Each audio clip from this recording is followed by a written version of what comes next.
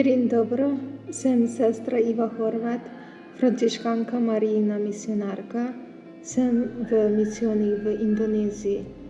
Danes želim z vami v luči današnjega evangelija na kratko podeliti, kako živim vero, kako mi vera pomaga premagovati skušnjave.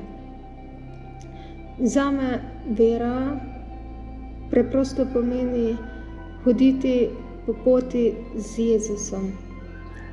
Z Jezusom skozi doline in hribe, z Jezusom, ki se v hribovitih predelih, ko so kakšni težki trenutki, vedno razodeva.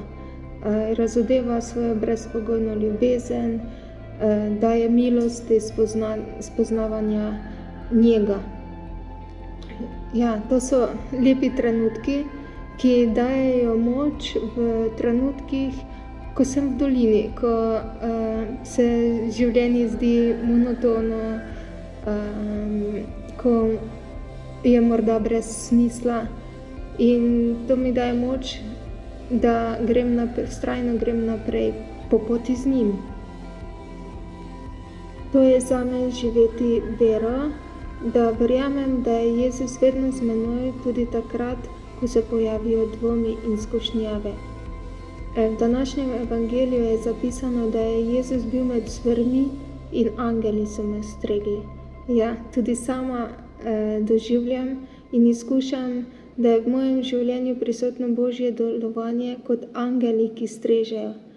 To pomeni, tisti, ki streže, je vedno pozoren na to, kaj potrebuje oziroma kaj manjka tistemu, ki mu streže.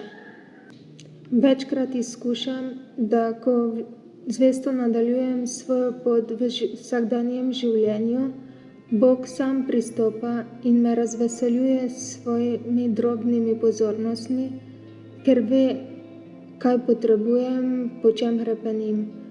On je tisti, ki poskrbi za vse, kar mi je potrebno.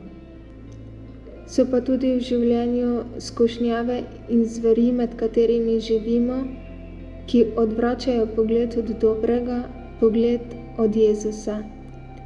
Sama zase ne morem trditi, da sem profesionalka v razločevanju dobrega od hudega oziroma bolj dobrega od manj dobrega. Vendar to, kar me je Gospod naučil v življenju, je to, da čeprav sem sama večkrat nemočna v srečanju s skušnjavami, je On tisti, ki vedno daje moč, če mu le zaupam in če ga le prosim. Danes beremo o Jezusovih skušnjavah iz Evangelija po Marku. Vendar, če pogledamo, kaj je zapisal evangelist Matej, jasno vidimo, da Jezus odgovarja na skušnjave z Božjo besedo. Božja beseda Bog ima vedno moč, da premaga vse skušnjave. Jaz resnično to izkušam v svojem življenju. Želim vam, želim nam, da bi v moči vere vztrajno zaupali v njegovo Božjo dobroto, Božjo previdnost in njegovo usmiljeno ljubezen, ki nas vodi po poti sreče in veselja.